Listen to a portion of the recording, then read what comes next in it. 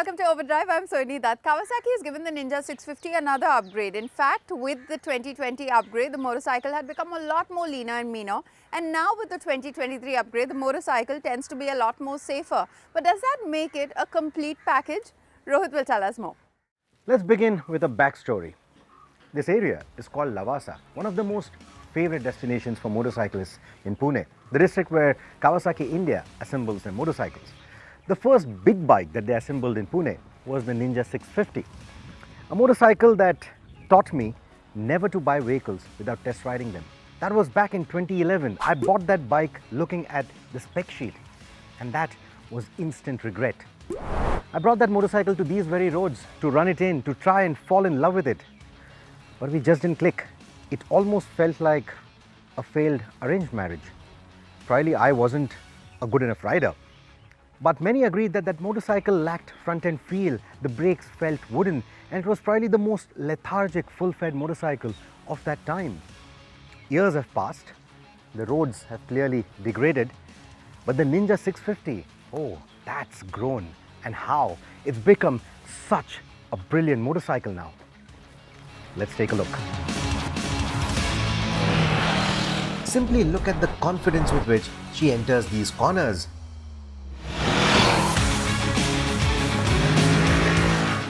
I remember how the 2011 model had me scared about washing out the front end under braking or not being able to flick from one side to another for the switchbacks. Especially this particular corner. It always felt a bit tricky, it felt a bit skittish with all this patchwork and mid-corner undulations. But this new 650 is not just sharper than all the previous Ninja 650s, it's also entering these corners with a lot more authority. And what it has up its sleeve, a new trick, is traction control, which on roads like these, which are a bit gravelly and now riddled with potholes, it gives it a good safety net. That adds to that confidence. As for the traction control, you get 3 levels of adjustability. A very alert level 2, a mild level 1, or no traction control at all. Even on level 2 of the traction control system, it doesn't feel too intrusive, unless of course you are coming over a speed hump or riding on a rumble strip. That is where you can feel the traction control working. You can also feel it in the way it delivers power or cuts power. Otherwise, when you're riding, sport riding, going around twisties, it doesn't feel intrusive at all. Even on the ruts and joints, it's not too overbearing, so it doesn't really kill the riding fun, and that's a very good thing. In fact, I think traction control was the only missing piece of the puzzle on the Ninja 650, and now with the inclusion of it, I think the package seems complete. Which means that this generation of the Ninja 650, which originally debuted in 2020, now has all new age equipment. The safety net of ABS and traction control, a more evocative styling, a compact and sharp design inspired from the ZX6R, a lighter construction which makes this motorcycle only weigh 196 kilos with all its fluids topped up, the sheen of a 4.3-inch TFT full-color display, and the added convenience of the Kawasaki Rideology app. Some would wish for upside-down forks too, but these 41mm conventional units, along with the near horizontal rear monoshock, do a fine job of tackling our poor road conditions without bottoming out, and at the same time maintain a taut feeling through the bends.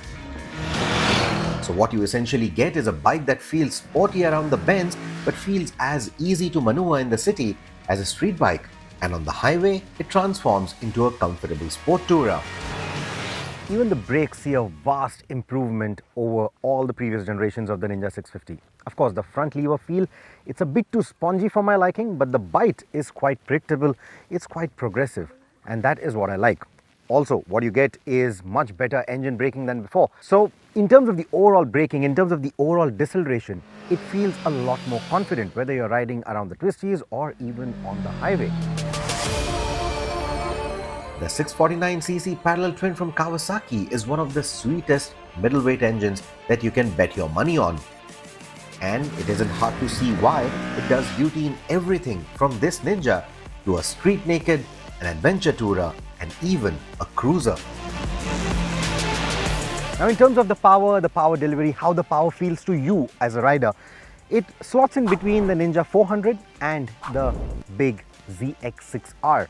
Of course, compared to the 400 or the 6R, this is actually more comfortable because it gives you a lot more room. So if you are someone like me with a larger frame, it will give you more room to move around compared to a Ninja 400. But at the same time, it doesn't feel as big as the ZX6R, which may or may not be to someone's liking. At the same time, it doesn't feel as aggressive, as committed as the 6R.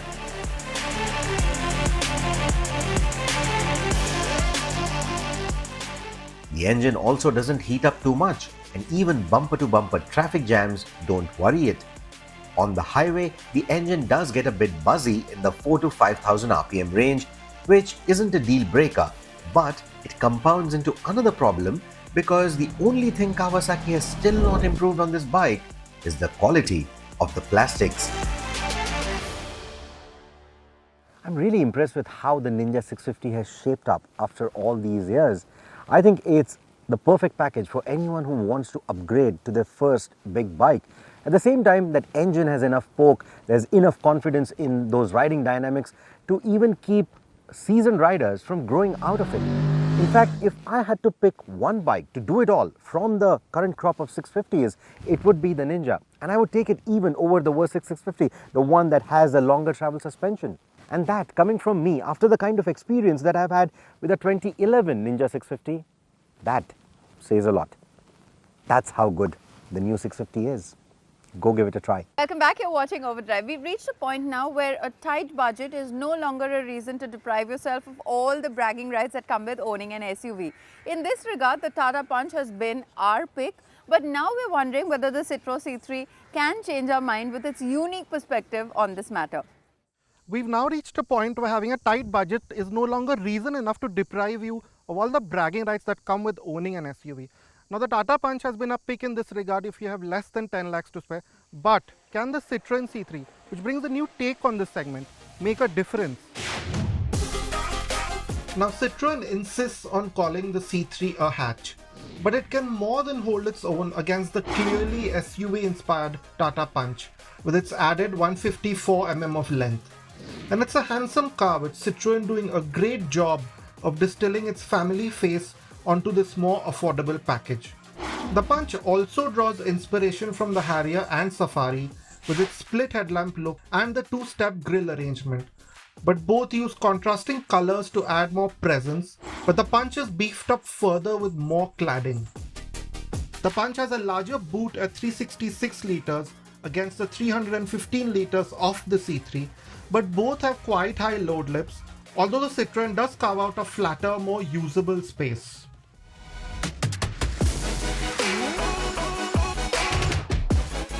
Now with the Punch you get a single 1.2 litre naturally aspirated 3-cylinder petrol engine which makes 86 PS and 113 Nm. Now in isolation that's not too bad, but the C3 will also give you the turbo option that we'll come to eventually. But yeah, and this motor, it's like one of the typical Tata petrol engines that we've experienced in recent memory. So it's not the most refined, so when you start off there's noticeable vibrations coming through the steering wheel and through the pedals. But once you do get moving, you realize that the engine is quite drivable. Of course, that's when you're up and running, like we are right now. So there is a wide linear power band. So while in terms of outright pace, it's nowhere close to the C3 Turbo, it's perfectly usable in the kind of conditions you will drive the Punch in. So like you can see, we're just at about 2000 RPM ambling along on these hilly roads, which will translate into you sort of ambling along in traffic quite easily. Of course, overtaking performance is lacking, which means that you will have to, say, downshift a gear or two to get to the kind of performance that you need to make overtakes and so on. And when you start using the gear lever, it's a 5-speed manual. You also get an AMT with the Punch, which you don't with the C3. You notice that the gear shifts there are quite nice. They're light, the gear lever is light, precise, the throws aren't too long. More importantly, the clutch is progressive, it's got a well-defined bite point. So changing gears is not really that much of a hassle. Now we'll get to what is probably the best part of the Punch, the way it rides and handles. Now the steering is light, like how you would expect a city car to be, which means that it will be again very easy to use in traffic or parking, and it weighs up naturally. I mean, it will not feel some in that sense when you are going a bit harder, putting in more lock, but it's perfectly usable and works very well with the ride and handling character of this micro SUV, if you will. Because the Punch, when you say drive over bad patches like we are right now, it takes them really well. So you'd barely feel any of it. The suspension is very well damped, so very little of it actually filters into the cabin. There's no harsh bumps or jarring sensations coming through to you. In that sense, the Punch is quite an easy car to drive. It's very easy to get used to. And if you are of an enthusiastic bent, it's the better handler of the two here, by a small margin. In our real world mileage testing, we got 16.7 kilometers per litre in the city and 19.7 on the highway with the Punch. The C3 is a much quicker car, but this costs in terms of efficiency, with us managing 11.6 in the city and 16.15 on the highway. Now this is good for a small turbo, but naturally aspirated rivals at this price point are far more frugal. Now you can get the C3 in two engine options, unlike the one that you have in the Punch. So you have a very similar 1.2 litre naturally aspirated 3-cylinder petrol, or what we're driving right now, 1.2 litre turbo petrol, again 3-cylinder. And this motor, this PureTech motor, really is the highlight of the Citroen C3's driving experience, at least in our books, because this turbo petrol, again, it's genuinely impressive in the way it delivers its performance. So to start with, it's quiet, refined. There are not too many stray vibrations. You barely realize that it's a 3-cylinder to begin with. None of those irritating attributes are there in this motor. It starts off quite cleanly. It's got good low end torque, unlike the motor in the Punch. Now turbo lag itself is very well controlled, so you have that clean, wide linear power band, which makes it again very drivable in the city. Top that, you have quite a good amount of performance with the 110 PS and 190 Newton meters. And as you can see from our 0 to 100 times and our in-gear acceleration times, this C3 will keep up with some much bigger SUVs just in terms of its outright pace. Now the C3, in terms of the way it rides, it can't quite match the softness that the Punch has, especially at low speeds. So it's a bit more European in that regard typically. So you feel the bumps, those typical Indian bumps, potholes, cracks on the road, ditches, a bit more, especially at low speeds in the C3. And at high speeds, there's really not much to choose between the two cars in terms of the way they ride. Now again, the way they handle is also quite similar. We like the steering in the C3 a bit more because at least we personally think it weighs up a bit more naturally as speeds rise, but the difference is marginal. And in terms of handling, the rest of the car, again, it feels solid, it feels substantial, it will stay true to its line largely, so there are no surprises. And over a set of corners, much like the Punch, there's some enjoyment to be had. So if you like driving, then both cars here do have something to offer for you. Welcome back here with us at Overdrive. Now, when it comes to creature comforts, the bigger the list, the happier we are as consumers. So here's what the Tata Punch and the Citroen C3 have to offer. Now step into the C3 from the Punch and immediately you get the sense that this is a larger car, and that's down to these vibrant colors and textures, again like in the Punch, that have been used here. But like in the Punch, the quality of plastics is about what you would expect at this price point. They're mostly hard and scratchy, but well textured again. So they work smartly, like Tata Motors, to give you an enhanced sense of quality, even though the materials themselves aren't quite up there. The seats feel a bit wider, again well bolstered, which again adds to that sense of space, along with these larger windows, this larger windscreen. So in terms of outright space, yes, the C3 has a slight edge over the Punch. But look at the C3 in terms of the features list and you realize that this is going to be the deciding factor really between choosing between the two cars here. The absence of features is quite stark here. For example, you get manually operated mirrors. You don't get any of the high-tech features, for example, cruise control, auto headlamps and wipers. You don't get any of that. In fact, the kind of cost cutting that's gone on here is quite stark. For example, you don't get a dead pedal, and If you want to start the car, you don't need to press the clutch. That safety feature that you get in many cars, almost all cars nowadays, isn't there.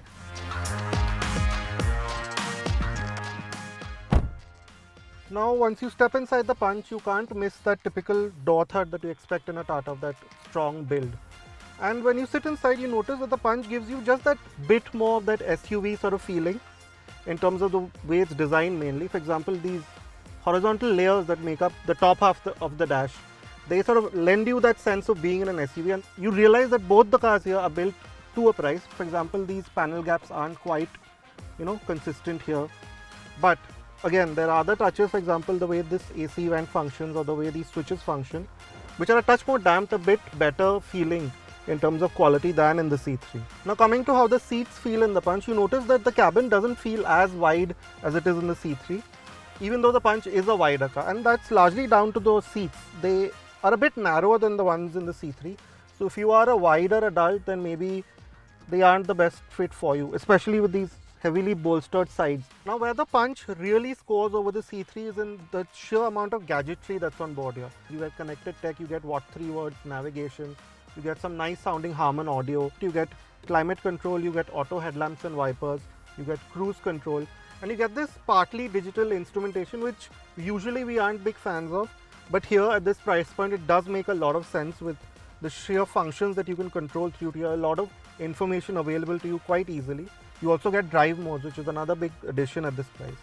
So yeah, in terms of features, the Punch really has it over the C3, but yes, the C3 is still the more practical car in terms of thoughtful storage spaces. Now getting into the C3 isn't as easy as in the Punch, mainly because this opening here is quite narrow and there's a high sill, and the doors don't open obviously to the 90 degrees that the ones in the Punch do. But once you're inside, there's quite a big difference in the sense of space between the two cars. You have this theatre style seating which really helps. You sit quite high up, higher than these row of seats. The windows are large, so you get that sense that you are in a car which is quite a bit larger than the one in the Punch. But again, you notice that the middle passenger will be slightly hampered because there is a big hump here. So in terms of placing their feet, there is a problem, even though that big difference in wheelbase shows in terms of knee and leg room. The Citroen is significantly longer and that shows. And in terms of seats, the seats themselves, they are a bit flatter than the one in the Punch. They don't feel as body hugging as the one in the Punch, which is a bit of a drawback.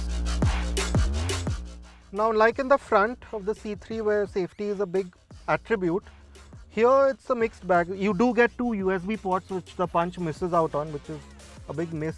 But again, the power windows are centrally mounted, so they're not that easy to reach. And the cup holders here, quite unlike the ones in the front, they're tiny, just enough for one bottle. So yeah, it's a mixed bag in terms of practicality in the back seat of the C3. So there's no dimming rear view mirror, no rear washer or wiper, no ISOFIX child seat mounts or a rear camera.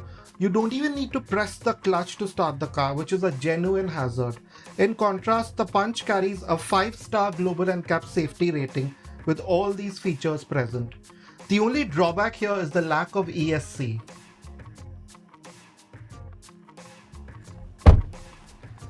Now stepping into the Punch is a lot easier than in the C3, mainly because of these 90-degree doors that are a big talking point with this Alpha platform of Tata Motors. And the seat height too, the hip point is quite high and this opening too is quite large, so getting in is not an issue at all. The door pockets are large too, unlike in the front, so again that's a positive. And you notice that again it's a very comfortable space to be in.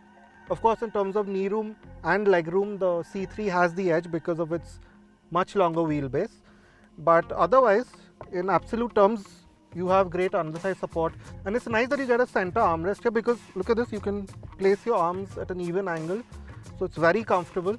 There's a flat floor, so if you do carry a fifth passenger, they'll be happier in the Punch than in the C3.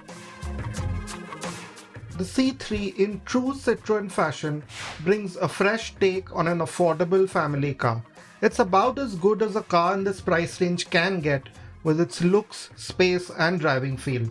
Had it been better packaged or fully lived up to its no-frills brief in terms of price, the Tata Punch would have had a tougher job. As it stands, the Punch offers more of what a new or cost-sensitive car buyer might want with its long features list, a touch more SUV character, good efficiency, and competent driving dynamics.